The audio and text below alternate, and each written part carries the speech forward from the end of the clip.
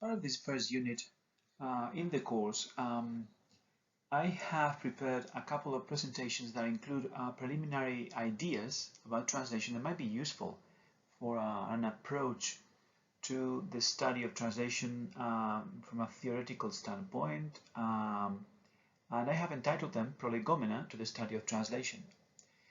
Some of these ideas also apply to oral interpreting, but we will focus on translation or written translation as such. The first block in this Prolegomena is focuses on defining translation. The learning outcomes from this first part of the Unit 1 would be the following. Hopefully students will be able, at the end of this unit, will be able to explain why translation can be usefully approached as what we can call the 3 Ps: product, process, and profession.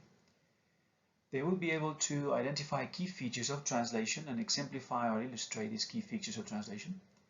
They'll be able to name and describe the key textual features or functions which will be useful basic building blocks upon which they can establish begin to establish their textual expertise as translators. Finally, they'll be able to contextualize a selection of translation definitions by different authors and different scholars in the various theoretical approaches or general translation approaches or theoretical approaches to translation. So they can label, tag, classify these selected translation definitions. Short index, we will discuss what is translation from those 3 Ps: profession, product, and process.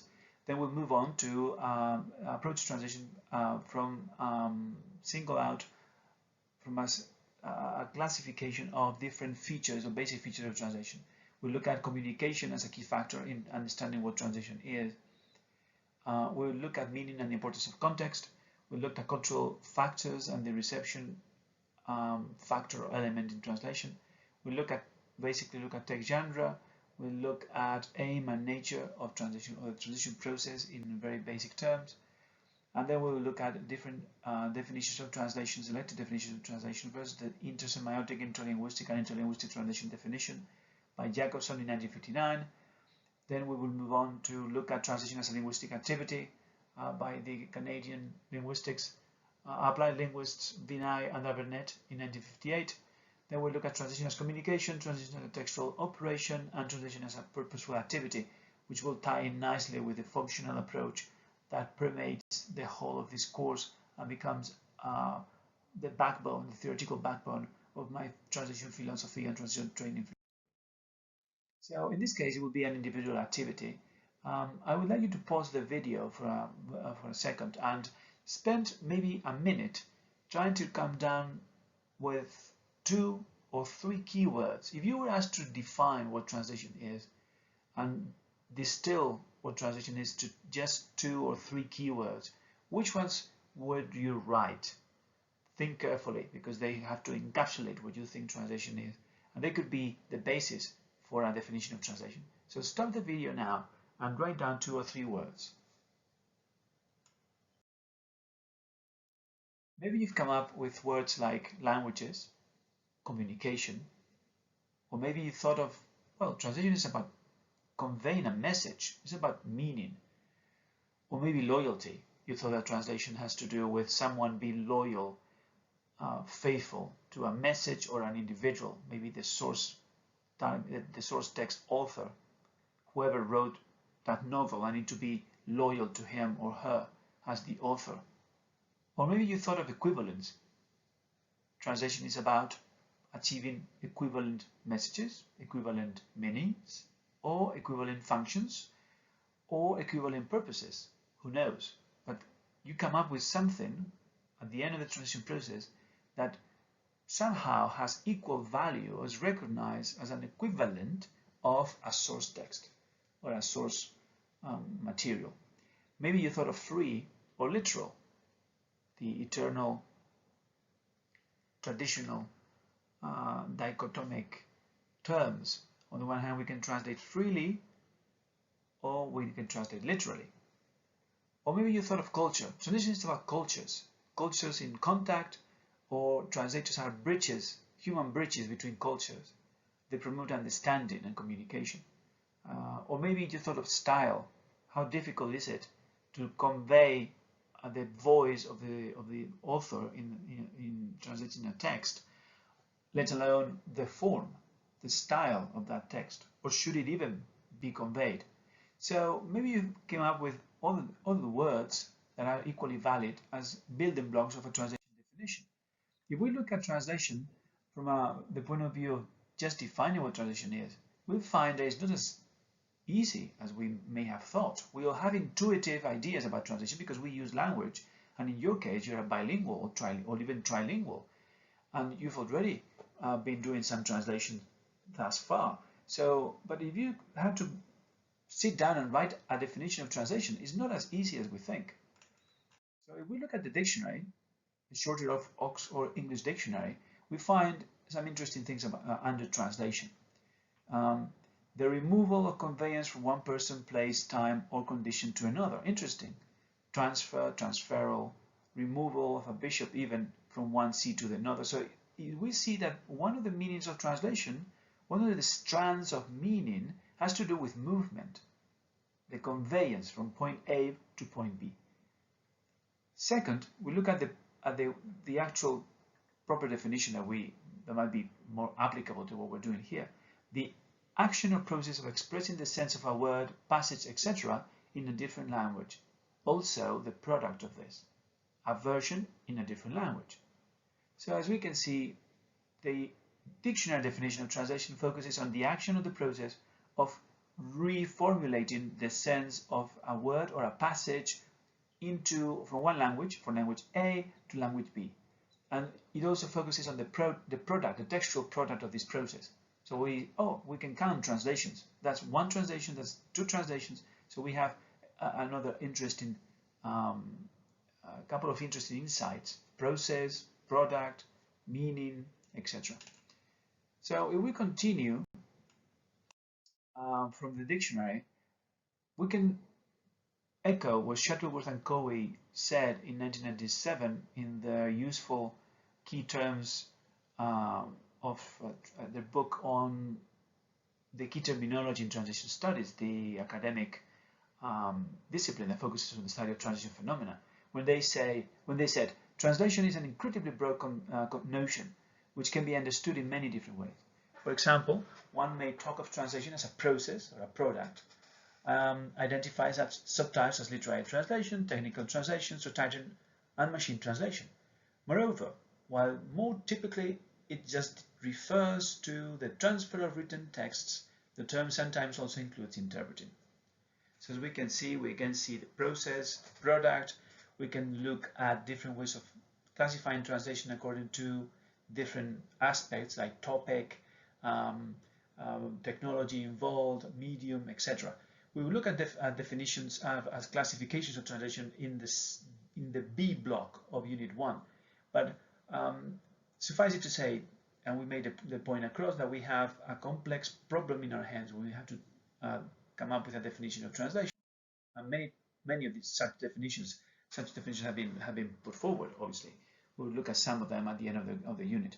But it is useful to try to simplify using the 3 Ps. On the one hand, we've just seen that translation can be understood as a process, something you do, something you carry out with different stages, and with a result. And then we can also look at the result of that process, the second P, product. And finally, we can look at translation from a professional, industrial point of view, as a profession, something that certain people do and get paid for in exchange for some expertise. So if we were to start also looking at building the foundations for our understanding of translation, we can follow Amparo Hurtado Albir in her introduction to translation studies or traductología, and she identifies, and I think is useful as basic concepts that we can build upon, 4 premises about translation, 4 basic ideas about translation that we can use as points of departure. First of all, translation exists because there's an obvious language difference. You can see Bruegel the Old is one of his famous paintings depicting the Tower of Babel, or Babel, as it is pronounced in English. The story of Babel and the confusion of languages depicted as a curse is actually, for translators, is a blessing, because translation wouldn't exist without language difference. We need to navigate the language difference, and therefore we need translators, because we would never be able to learn every single language on earth. So we want to access certain messages in language that are unknown to us. We need to rely on translators and translation. Second basic premise about translation is the key aim of translation is communication. So translation exists because of language difference, and one of the key overarching aims of translation is to achieve communication. Number 3, translations have recipients, and these recipients, those who are going to be using, are end users of our translations that we are going to produce. They need them because they lack knowledge of the language and the culture of the source text. So we don't translate in a vacuum, and this is important to remember. We translate for someone. We translate for, normally, especially in a commercial environment, in a professional environment, we translate for a user, for a reader. And it's always useful to always remember this third premise, that we translate for somebody, for someone. And finally, that translations, the way translations read, the way translations look like, the way the different ways in which translation reflects the translator's decision making in that transition process is determined by a purpose. And translations should have a purpose. And we may have different purposes. And this is also important to remember, because it reflects the functional approach to translation that, again, is a leitmotif in my approach to translation. So after looking at the first 4 premises about translation, it is useful to continue looking at translation from the point of view of 3 main features of translation. So we talked about the 3 P's. Translation is a process, a product, and a profession. We looked at the 4 premises about translation, and then we're going to add more food for thought with 3 features of translation also identified by Dr. Amparo Hurtado in her manual. So these 3 features of translation have to do with the main dimensions of transition phenomena and the transition process. Communication, we've already discussed that. Translation is a communication act. It's communicative in nature. We translate for the purposes of communication. There's a message issued by a sender to certain recipients in a source language, in a language 1, a language of departure, and in a certain contextual, cultural context, so to speak. The translator is tasked with taking that message, which had original recipients and an original sender, and make that message understandable, relatable to a new group, a new set of recipients, of readers, listeners, who are located in a different cultural environment, in a different setting, and who lack knowledge of the language and even pragmatic background knowledge that was enjoyed by the source text sender, the author of the text, and the target readers. So the translator needs to make the decisions that are necessary in order to enable communication, understanding of this new message, or this message that has been created on the basis of another message for a new set of readers in a new language. The second of these basic features of translation has to do with texts. Translation is a textual operation. What do we mean by that? We mean that translation does not belong, if we look at it from a linguistic standpoint, especially structural linguistics, the school of thought that looks at language as a complex system with different levels. If we look at translation from the point of view of language, we will come to the conclusion that translation does not actually happen at the language level as such. It doesn't happen at the level of the language as a system.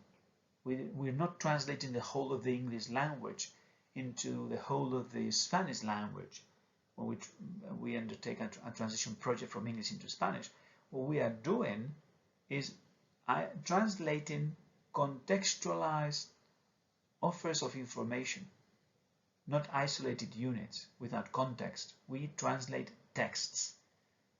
And these texts, whether oral or written, are instances of use of certain selected elements from a system, a linguistic system, say English, that an individual has selected from that repertoire of resources, linguistic in the sense of vocabulary, grammatical structures and so on, and these are used, combined, to convey a certain message in a certain context with certain aims. So translators deal with texts, not so much with languages as systems, but we deal with texts. That's the raw material we work with as translators. So what does this mean? This means that it has a few interesting implications from the point of view of translation theory and practice. But one of them is that we as translators need to become textual experts. We need to know how texts work and how a certain text is put together.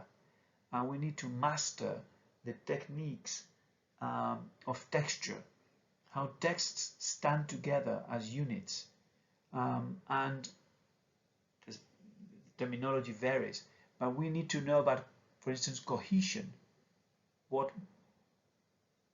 links exist between the syntactic structures, grammatical structures of a text, and the meaning in that text, or coherence, how texts are organized so that they are perceived as intelligible, readable units. And we need to know about textual genres. We need to know what makes a contract, or what features make a poem, etc. So we deal with texts, not with overall languages when we translate. And finally, obviously, we are knowing more and more about this third feature of translation with the use of neuroimaging and the advances made not only in technology but also in neuroscience. Translation is a complex cognitive activity. Just to quote Amparo Hurtado again, translation is an activity carried out by a subject, the translator, who needs a specialized competence. We can call it translation competence, as we have already explained earlier, and who must undertake a complex mental process in order to translate. Stages of that process, the basic stages will be, or steps will be, comprehending or understanding the meaning of the source text and then being able to reformulate this meaning in a new or target language. So, when we talk about these basic features of translation and we come back to them, we see that communication as the key factor. We must remember that in order to convey the same communication intention as the source text author had in mind when he or she wrote the text, in the same communication situation, each language uses different linguistic resources. We don't use, and this is a problem of equivalence, are we achieving equivalent intentions, equivalent meanings, equivalent forms? When it comes to form, it is obvious that different languages use different linguistic elements or linguistic resources to express a similar communicative intention. So let's say, for instance, greetings.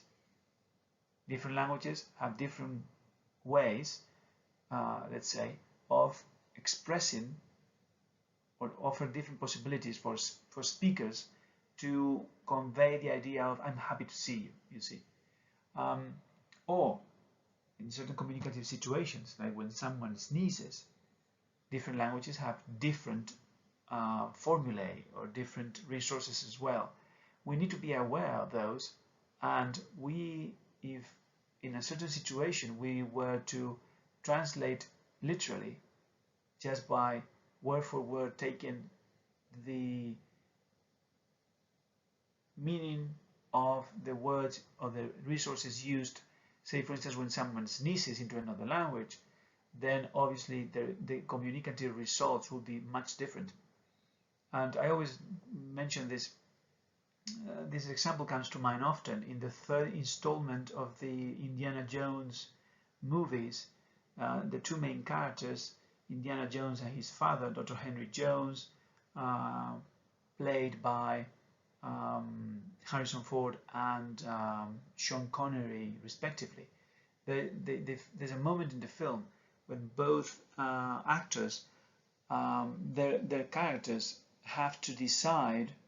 Then in a crossroads in a road, riding a bike, escaping from the Nazis, and they have to decide whether they should come back to Berlin, to the lion's den, to recover a diary with all the notes and years of study that Henry Jones has put into the effort of finding the Holy Grail. The mythical cup where the legends identify as carrying the blood of Christ, or if they should, instead of going to Berlin, in Germany, they should maybe go and find and help and rescue a friend that is in trouble. So in one of these, while they are arguing about this dilemma they find themselves in, the character of Indiana Jones takes the Lord's name in vain, and Henry Jones, the father, Sean Connery, slaps him in the face and said, "That's for the blasphemy." In the Spanish version of the movie, the dub version of the movie into Spanish, the character of Indiana Jones instead the translator has translated the blasphemy, which is just naming the name of Jesus out of context, which in an English-speaking context is considered to be blasphemous by some individuals. The Indiana Jones character says Jesus in Spanish, and by the translator unaccountably just imports the same linguistic means which are considered blasphemous in the source language and the source culture, and by using the same Jesus into the target language, into the target culture, in this Iberian Spanish or European Spanish, the translation of the whole scene in the movie becomes ridiculous, because no one would slap an individual in the face by saying Jesus, because it so happens that being such a Catholic country and so entrenched in the culture of the New Testament and Catholicism and Christianity, then the mentioning the name of deity or individuals related to or connected to deity has become commonplace. There are hundreds of sayings, popular sayings that include the name of God, the name of deity, Christian references, and they are not blasphemous. They have become commonplace in certain circles amongst Spanish speakers. So obviously you cannot just borrow the translation as such in order to recreate the pragmatic situation, the communicative situation. In order for it to make sense, you would need to adapt the blasphemy so that it would make sense and it would merit a slap on the face. Because in fact, Jesus is used by some people when someone else sneezes to wish them well. See? So we have taken, by being faithful, so to speak, to the words, to the form, we have transformed the message. We have been disloyal to the message and to the need for communication. which is an overall aim of translation, as we have seen already.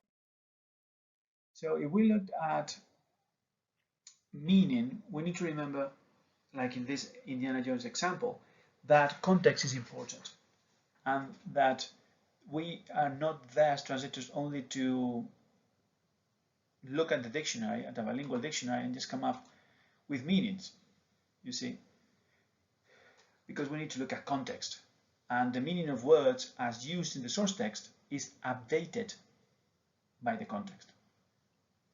So take, for instance, the Spanish estación de tren. See, when we look at the word estación in the dictionary, we'll see in Spanish, in a monolingual dictionary, in Spanish dictionary, we'll see that estación has two main meanings. On the one hand, well, they have several, but the two we're going to be using in this example. One of them has to do with the place, the location where people are sheltered while they wait for a train to come by, so they can go in the train or board the train and become passengers and move from A to B. So that's one meaning of estación, a station. But we also know that estación also means season of the year. Las estaciones primavera, verano, otoño, invierno. So knowing that we have these different words and different meanings, we have la gare in French, we have train station in English, we have stazione in Italian, or treno, we have the Bahnhof and Zug in German. If we were to translate this ad from Renfe, this is taken from Amparo Hurtado-Albi's book. I think it was a really good example that she included to showcase the importance of context and how the words of the dictionary meanings of words are not enough oftentimes when they are used in texts and in contexts. So if you see this ad is meant to be invite people to travel by train all through the year, to use the national railway system in Spain. Renfe is the traditional railway authority in Spain, and the slogan is "Cualquier estación es buena para viajar en tren." And what we see in the pictures are the same train station in the summer, the springtime, the fall, and the winter. So you obviously notice what they are doing with the noun estación here. Think about it you can stop or pause the video for a minute or so, and consider if you were entrusted with translating this ad into English, what problems would you find? What translation problems would you find, and how could you solve them? Think about that question for a minute, and then hit play again. Well, yes, you probably noticed that estación has two meanings, two dictionary meanings, two denotative meanings, as we call them, dictionary meanings in English, in Spanish. But these do not transfer. So the pun, the play on words, estación, every season is good or proper or fit for you to take a train, and then the use of estación as train station doesn't work in English. We have to sacrifice, and if we were to just to rely on the dictionary meanings of train station, every train station is good, every train station is great to travel by train. The result would be meaningless. It would have been useless as translators, because we would have become we would be raising eyebrows with our literal translation. We would not be faithful to the intended meaning and the intended response by the authors or the senders of the text in Spanish, as the result would be unintelligible for the English readers. Obviously, this is an ad. This is a promotional text, and promotional texts are multi-channel or they're variegated in the sense that they tend to have text, sound, They also have images or iconography. So you probably will have to come up with a completely different ad, trying to find a new pun. So this would be an example of extreme adaptation. Some would say that it wouldn't be translation proper, that it would be a new campaign, a new ad. So it's really creative in this case, and sometimes it's actually called, as a side note, it's not called translation. In promotional texts and adverts like this and ads, you are dealing with copy. You are creating new text and new images. But the point here is made.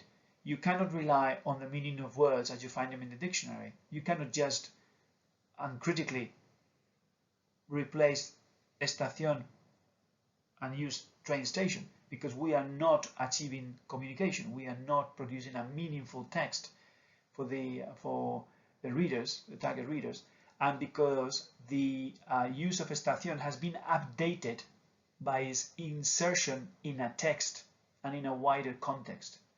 Because translators deal, remember, translators deal with texts, with units, textual units. Another example would be adaptation of movie titles.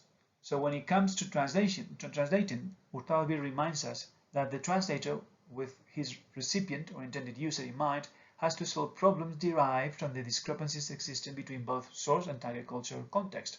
We're dealing with cultures as well, and we're dealing with a plethora of allusions, reading between the lines, understanding the meaning of the source text is essential for the translator, because we need to make sure that we know that we see all the allusions and the networks of meanings, and then we make the best decision possible to recreate the meaning of the text for a new environment.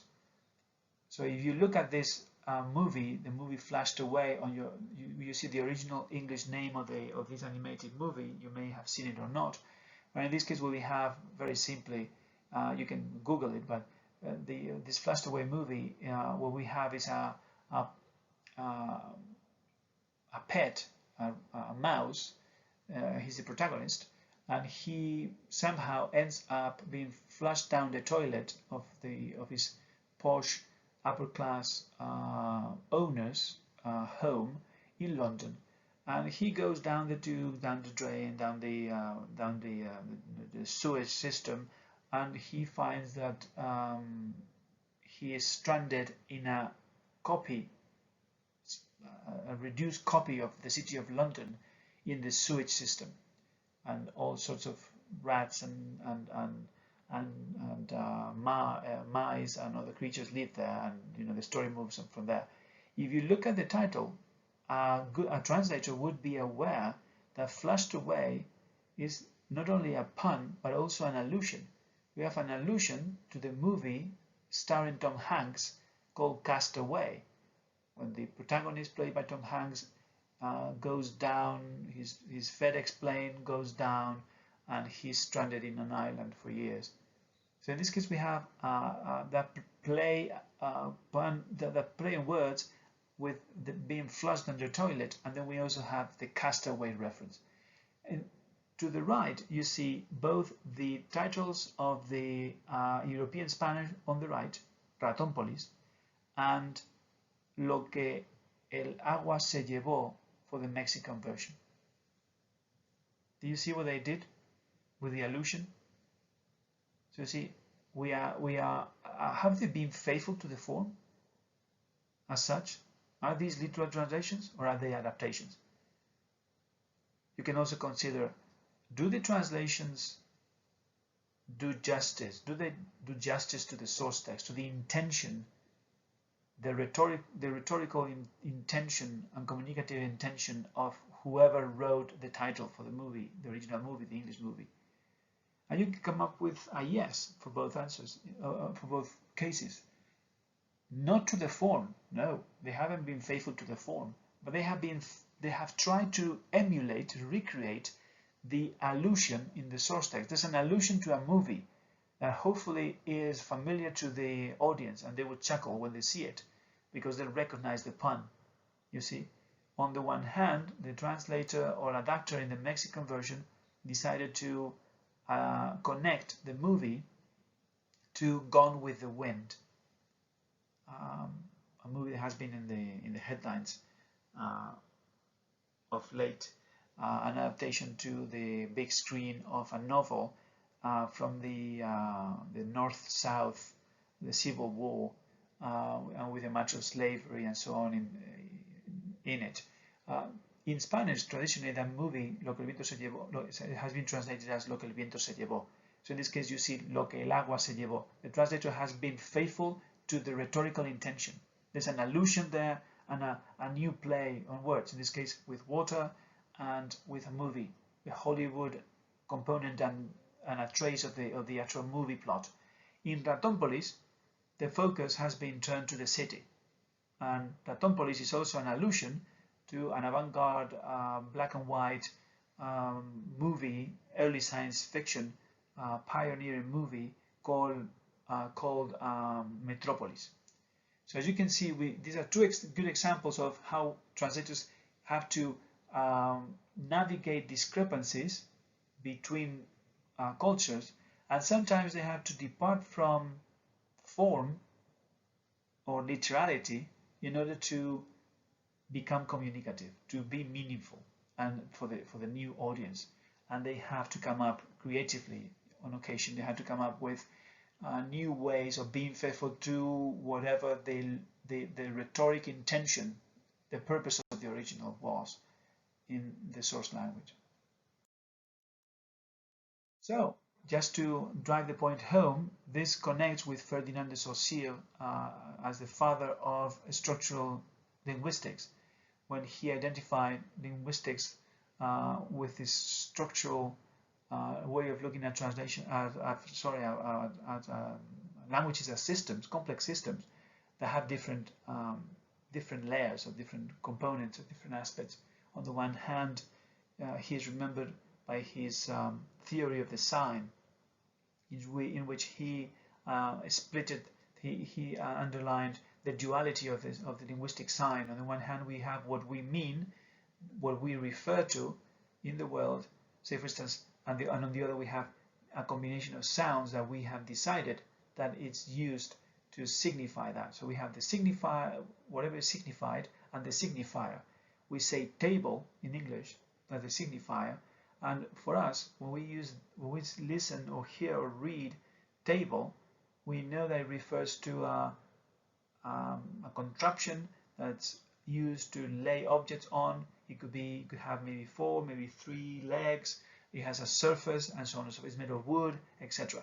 So that's Ferdinand de Saussure. He came up with this differentiation, this dual nature of the linguistic sign, and he also came up with this, suggested that languages, on the one hand, we have the social element, and the systemic element. On the one hand, we have the individual element as well. So languages, on the one hand, are systems, and that's what he referred to as langue, with the French word, or language.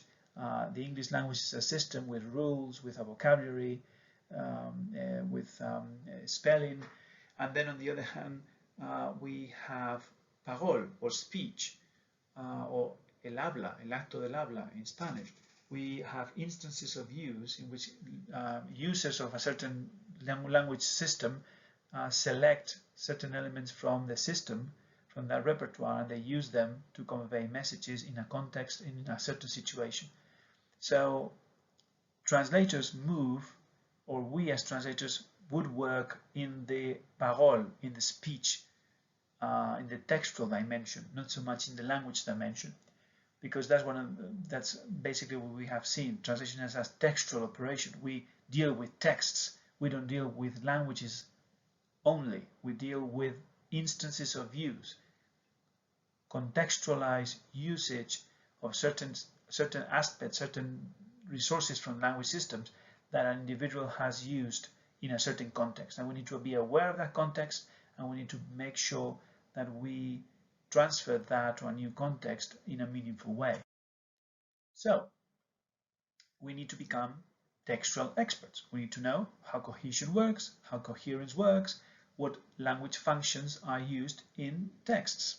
So let me suggest that we focus on 3 main language functions. And Christiane Nord defines these functions, which she borrows from Buehler, thus. She says, and I quote, "A function is to be understood here as," and it's important for you to remember this because we are focusing on textual or linguistic functions. We are not talking about the function of the translation. We are just talking about what texts are written for, what is the intended use of a certain text. She quotes, I quote, Nord here. She says, "The use a receiver makes of a text or the meaning that the text has for the receiver." So if I write a text and I send this text to a target group of readers, how do they take that text? How do they use it? What do they understand by this text that has been given to them? So we can, there are three main functions, three main intended uses of a text. The first one is called appellative. In this case, we're using verbal or non-verbal communicative signs to obtain a certain response or reaction from the receiver. We want someone to do something. Sometimes they're also called operative or conative, and they also have their own some sub-functions. But in order to simplify things, let's just focus on appellative. A text is appellative when the intended meaning or purpose or use of this text is to persuade somebody to act upon it. A typical example, or typical examples of appellative text would be the ad, or the railway ad. Cualquier estación es buena para viajar en tren. We want people, hopefully, to respond and use trains more often. So, promotional texts, marketing texts, are an excellent example of an appellative text. Political speeches. "Vote for me," said one candidate. "No, vote for me," said the other. So political speech would be an appellative text. Then we have what we call, or Buehler and Nord call, expressive texts. Expressive texts, and I quote, include a relationship of equal communicative signs to manifest a person's feelings or attitude towards the objects or phenomena of the world. They elicit feelings, emotional or emotive responses in readers. So we have, for instance, jokes, humorous texts, or comic strips, or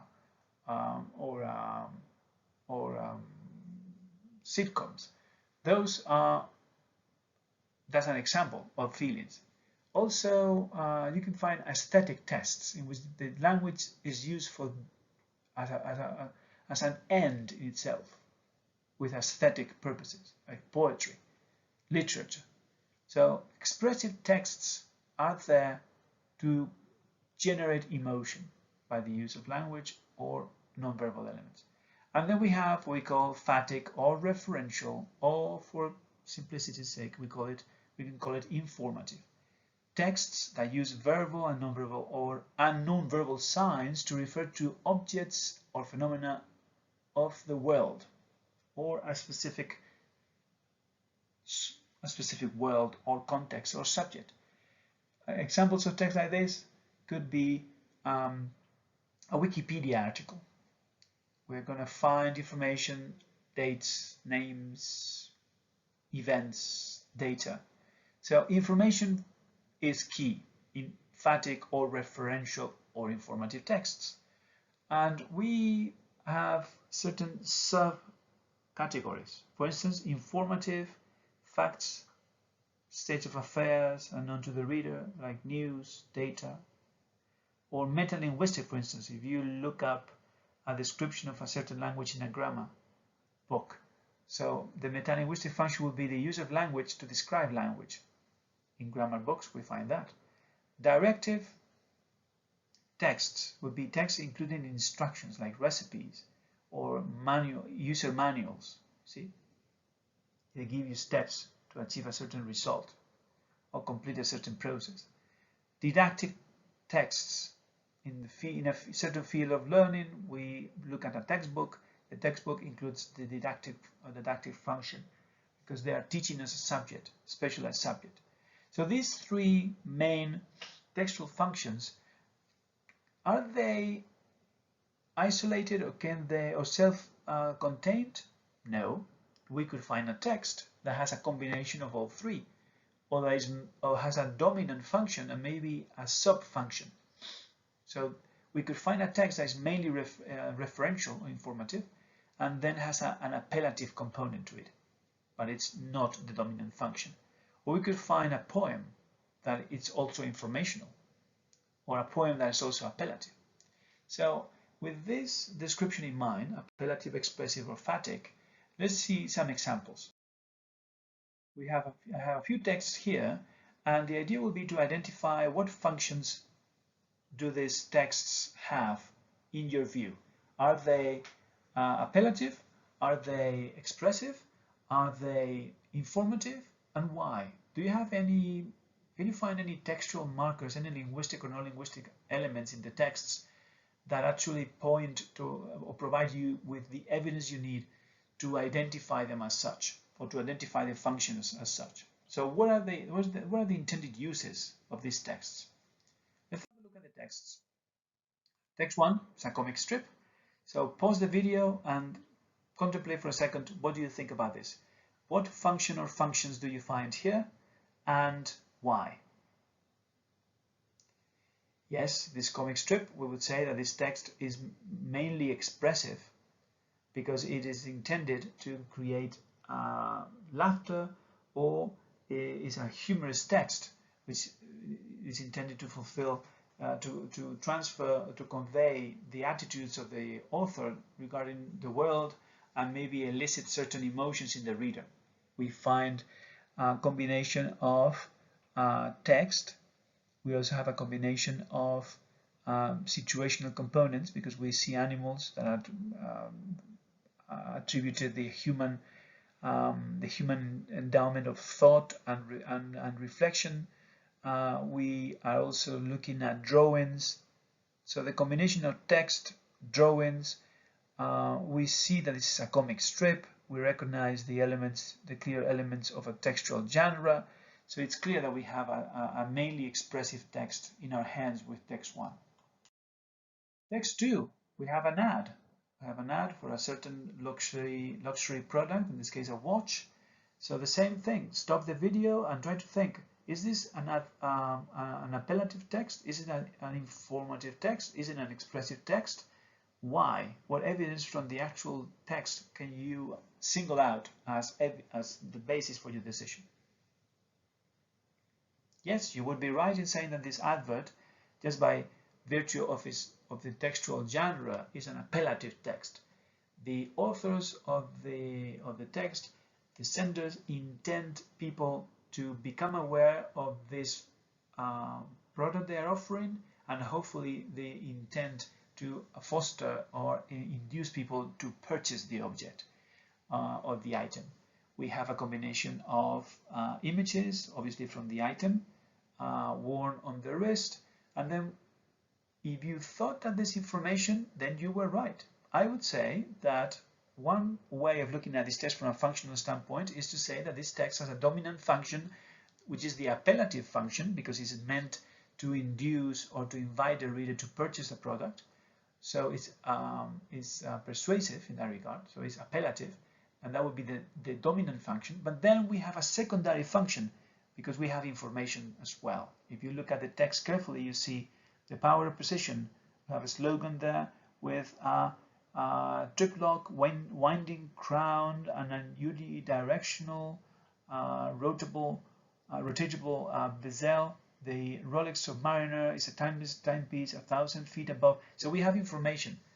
It's not a lot, it's not technical specs, but at least they're giving us some information in which they describe the product. So we have the phatic or referential function as well. Just a combination of the two, but the dominant function will be the appellative. Text 3, the user manual. What do you think? What function and what evidence do you have? Stop the video and think for a minute. Take some notes if you like. Yes, a user manual would be in this case an informative text, and the sub variety or sub function in this case will be directive. because we are being given instructions on how to use a certain product, in this case, how to charge and change the battery in one of those old-fashioned cell phones. We have the steps, we have verbs that are written and directed to the reader. See clearly, do this, do that, align, insert. We have the format also clearly establishes the steps with bullet points that you can and numbered steps or stages, and we also have non-verbal elements, these diagrams describing the product and how to with those arrows they point at how to handle the product in order to achieve the desired result. So yes, we have a clearly referential product in this case, an informative, didactic text. And finally, I think this is the last one, text 4, a poem, The Road Not Taken. Two roads diverge in a yellow wood, and sorry I could not travel both, and be one traveller. Long I stood and looked down one as far as I could to where it bent in the undergrowth. So this famous poem, The Road Not Taken, what do you think about the function attribution to this poem? Stop the video and think for a second. Say what you think. Yes, so in this case we have the road not taken could be construed. Obviously, we look at the way the text is arranged. We have versification in this case. We have a title, so we clearly have a poem in our hands. We recognize the markers. We recognize the conventions of the textual genre, the type of text we have, and we know it's poetry. So obviously, we are going to link and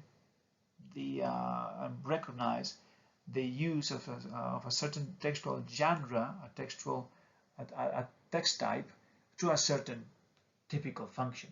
So in this case, we obviously have the use of language in a poetic way. So we have expressive function. Someone would say, well, we also have information in here because we have a story, an individual who comes to a crossroads and sees two roads. And then we also might look between the lines and even say that we have an appellative poem because they are inviting us to do something, to make certain decisions in life and to look at life in a certain way. So this poem is an interesting text in the sense that one can argue that we find traces of all three functions in a single text type, on a single text specimen, being the expressive function the dominant one, because this is a poem and language is used in a special way. Good. There was another one, textbook. Think about a textbook. In this case, we don't need to read it because we can anticipate certain components of a textbook, and you are an expert in textbooks because you've been dealing with textbooks in college. So stop the video and think for a minute, what do you think the main function is in this specimen, this example, textbook, text 5? Yes, we have a didactic text because they are teaching us about a certain subject, and it's a referential text. The subcategory will be didactic because it's clearly a pedagogical text. So we have the information is what counts in a text like this, and textbooks would have that main. The goal of transferring information would be the overarching goal or aim by the sender of the text, and that has to be borne in mind by anyone approaching the translation. So in this case, I think it's important to look at the textual functions and identify the textual functions. And remember, and we will mention this later on again in the semester, in the block, that these textual functions typically will be the same or will be shared or will be equivalent between the source text and the target text. But we need to make sure that this is the case before we translate a certain text. We need to know if the sender of the text, if the commissioner of the translation wants us to recreate an informative text as is, or if we are going to be tampering with or changing the textual function. But by knowing the textual function of the text, we are going to be able to anticipate a lot of things about the text. We're going to be able to anticipate what kinds of format the text is going to have, what kinds of style, tone. A lot of information can be anticipated by the translator when we know that the source text has a certain function, and that function, appellative, informative, or expressive, needs to be recreated or not in the target text. Good. So if we continue towards the end of this first part, we're going to be looking at the basic features of translation and different approaches to the translation, to the definition of translation. In this case, we see, for instance, translation as a cognitive act. So certain translation definitions are going to underline the cognitive component of translation. Others are going to be looking at translation from a linguistic standpoint. It's a linguistic process in which we analyze a source text and then we transfer those source text and source language utterances, examples of use, and we transform them to create new acceptable utterances, texts in the target language, in the target culture. Others are going to be looking at translation from the point of view of hermeneutics, from the point of view of interpretation. Translation is about interpreting a message. Then, after we have understood the message, we transfer the message into a different language with or without certain levels of transformation. Others are going to be looking at translation, and this is obviously number 4 is the one that permeates, underlies a lot of this course, of the units, the theory approaches and the practical approaches to translation in this block. Some will look at translation from the point of view of a human action with a purpose, and they will look at the ways in which we can create new texts or translations that have a purpose and that fulfill that purpose that was stated from the start. Others are going to be looking at translation from a professional or industrial workflow with a job commissioned by a customer or client that needs to be executed, and a translation needs to be a product or a deliverable of that commission, and in exchange of which we receive a payment. We will come back to the process of translation later on in one of the units that come. We will look into the translation process as such.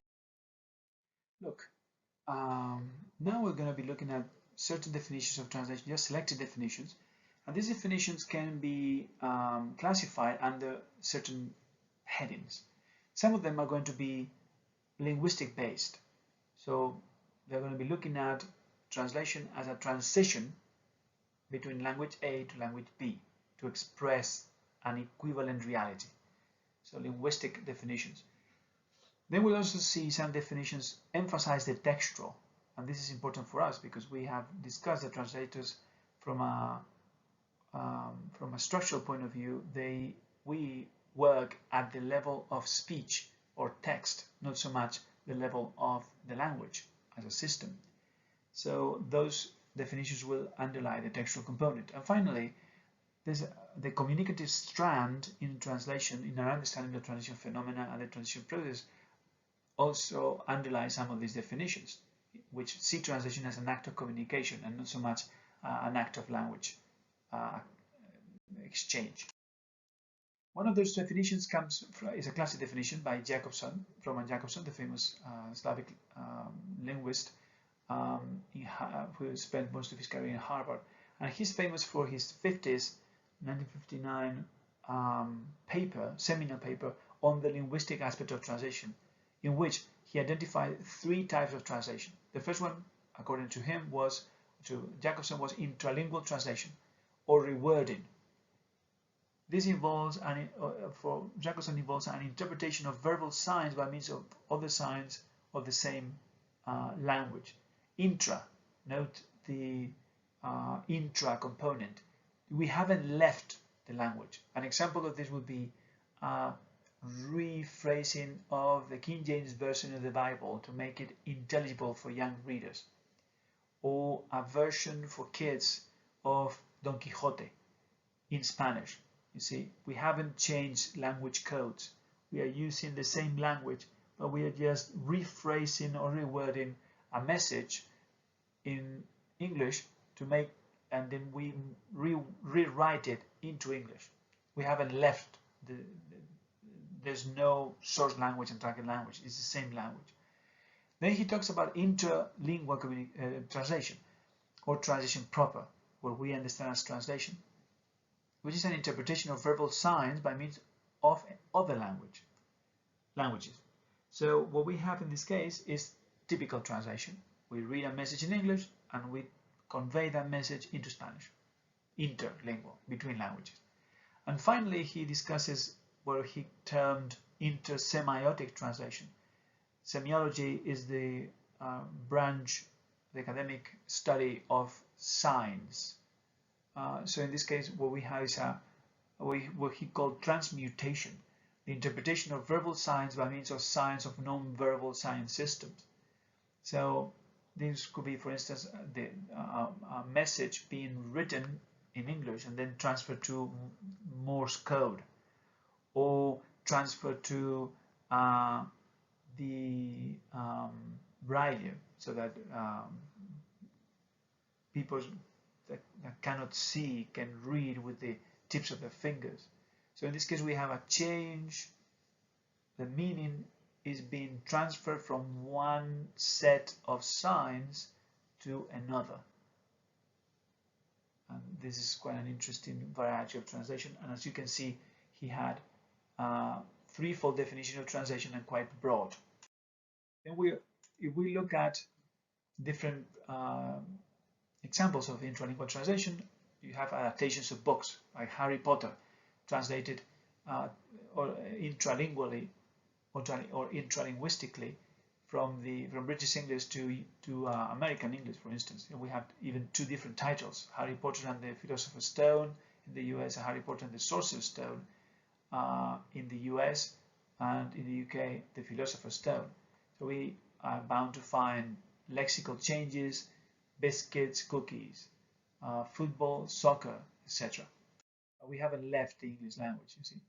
Then we have interlingual translation. Some examples of that would be the typical translations that we are going to be doing, 1 to 5 in this semester.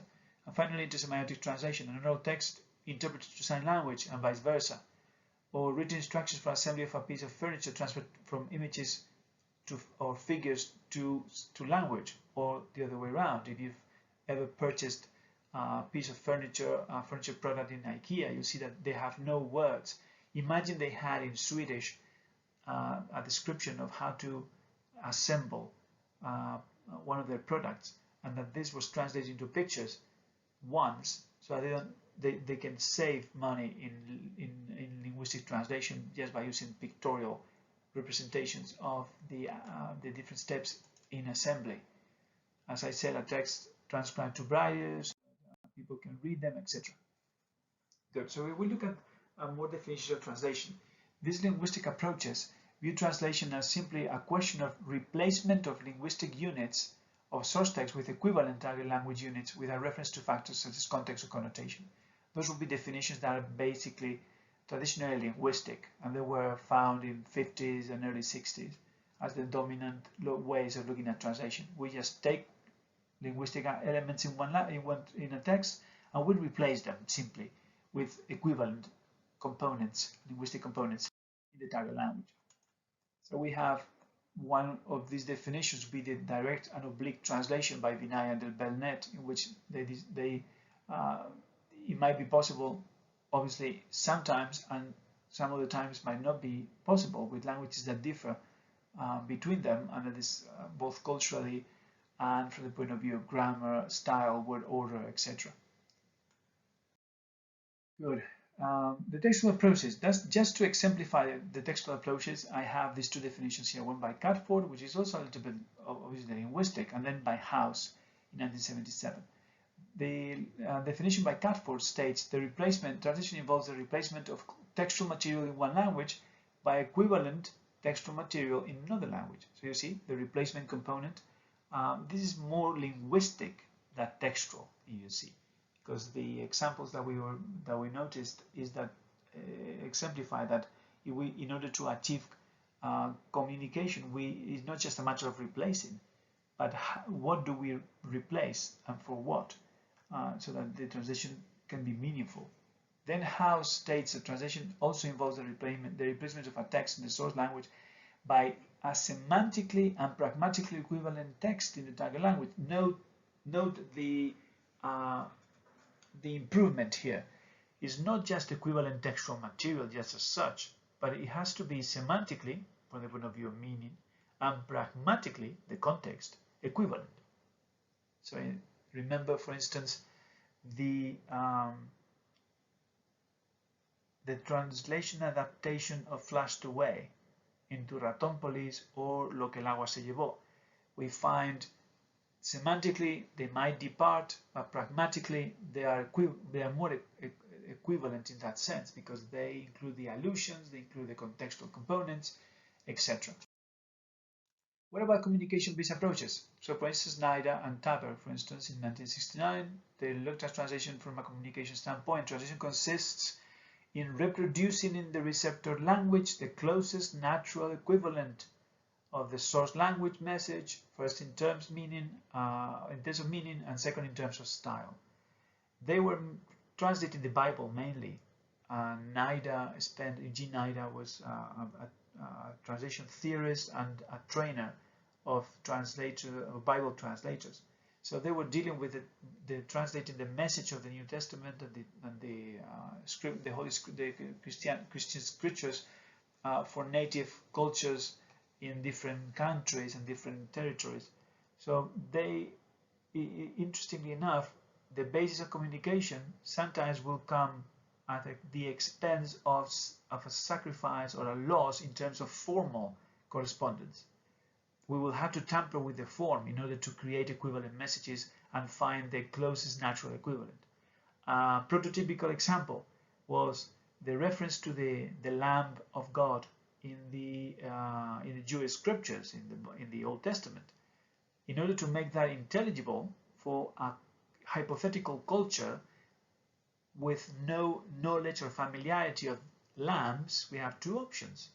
Or we teach them what lambs are, we show them pictures, and we teach them the importance of lambs for the Hebrew culture and for the Hebrew religion, the sacrifices, the types of the Messiah, etc. And we spend a long time teaching these people. Or if we want to recreate obtain a dynamic equivalence and an immediate effect and accelerate the process of conversion to Christianity, Eugene Naida would advocate that equivalent message, or that natural equivalent. What's an equivalent animal, domestic animal, for this tribe? Is it the pig? Then let's change the translation and say the pig of God, because this translation, although it departs semantically from the source text, it would provide the readers with the closest natural equivalent and an emotive response that would be immediate. We're looking for an immediate equivalent effect. So the idea is to try to mimic, to copy the connotations, the response in a Hebrew reader when he or she reads the Lamb of God, and all the connections that this triggers in the reader, in the original reader. We are trying to do the same with the new readers by using the Lamb of God, or replacing the Lamb of God with the pig of God. So the focus here will be communication, you see. Translation is then a communicative process which takes place in a social context, and we pay attention to that context, not only to the words on the page. So that's one way of looking at translation from a communication standpoint. Not everyone was in agreement with Naida. There were some who advocate for faithfulness to the source text, and in certain traditions, the translation of the sacred and reverence for the sacred character of the source text and the revealed word of God is manifested by carefully following the literality of the word. So let's spend the time, let's use the Lamb of God. That's what they would advocate, those who don't agree with Naida, and let's teach the readers about the importance of the Lamb and so on later on, let's not tamper with the source text because it is the word of God. And for others, like NIDA, you show, the paradox here is that you actually show that reference by actually looking for equivalence and creating a dynamic effect. So there is a very interesting debate. How do you show that reference for the source text, if that's even a point for translators? And another one, just a few more to finish. Translation takes place in a communicative situation, according to Hermans. So don't forget communication. We are here to communicate. Translation is an intrasystemic act of communication between systems, where we achieve that communication. For Turi, Snell Hornby discussed or referred to translation as cross-cultural action. It's a cross-cultural action. We're crossing from one culture to another. And Hewson and Martin refer to translation as a cultural equation. The translator is a cultural operator, finds the equal element between cultures. And finally, let's see, I think I have a few more here. The process. Vázquez Ayora, from a very linguistic standpoint, he refers to el procedimiento traductivo consiste en analizar la expresión del texto en lengua original en términos de oraciones prenucleares, trasladar las oraciones prenucleares de la lengua original en oraciones prenucleares equivalentes a la lengua de trabajo y finalmente transformar estas estructuras de la lengua término en expresiones estilísticamente apropiadas. Muy lingüística esta definición. Problemas que identifica Alvir con esta definición de Vázquez Ayora es que está basada en la gramática generativa y se ubica en el marco oracional, no en el textual. Y en el nivel prenuclear, el proceso traductor aparece como una mera descodificación de unidades léxicas, dejando de lado los elementos extralingüísticos sin tener en cuenta las operaciones mentales que intervienen en él. Es demasiado simplista, maybe it's too simplistic and just purely based on form and a so-called equivalence between basic core sentences. The process, translation as a process. Seletskovich and Lederer talk about translation as a process that has more to do with operations of comprehension and re-expression than with languages in comparison. As you can see, they are eschewing or rejecting a comparative linguistic approach, and they look at meaning and how meaning is understood by the translator and then re-expressed with communication as the overall goal. Or Steiner refers to translation as a schematic model of translation, and he identifies that is that of a message in a source language which is transferred to a target language after undergoing a transformation process. So there's a transformation in translation. Whenever we translate, there's a transformation, a change of some sort. And finally, translation with a purpose. And pay attention to this because this is the most, I think, is the most useful definition or set of theoretical proposals for professional translators and translation trainees. We look at the Greek word coined by Hans Vermeer, and we'll come back to this later on, as the Greek for purpose. The prime principle determines any translation process. Translations are determined by the purpose, and the purpose or scopus is the aim or the function of the target text. This function, the intended use of the translation, will be connected to the language function, appellative, expressive, informative. But this is a new idea. This scopus is a different idea. It's the actual statement of what the translation is going to be used for among target readers. And we have the scopus rule. This is a preview because we'll come back to it later on in the block. And this is Hans Vermeer, one of the key figures in functional translation approaches from the 80s. And he defines this scopus rule as each text is produced for a given purpose, and it should serve this purpose. The scopus rule would then read as follows, according to Vermeer: translate, interpret, speak, or write in a way that enables your text or your translation to function in the situation in which it is used, and with the people who want to use it, and precisely in the way they want it to function. So, depending on the purpose of the scopus of a particular translation, the translator will follow a certain method or another method. Will be literal or more free or anything in between these two extremes. The translation and the translation process is determined by the statement of purpose of the translation. The receiver, the addressee, or the intended user of the target text is the key factor to bear in mind when it comes to determining the scopus of the translation. So, functionalism, in a way, helps the translator to focus on the reader and the needs of the reader when translating. I hope this first part of the Prolegomena to translation has been useful in at least approaching translation from different standpoints, and we will continue looking at translation from the point of view of how to classify different types of translation phenomena in part B of Unit 1. Thank you for your time.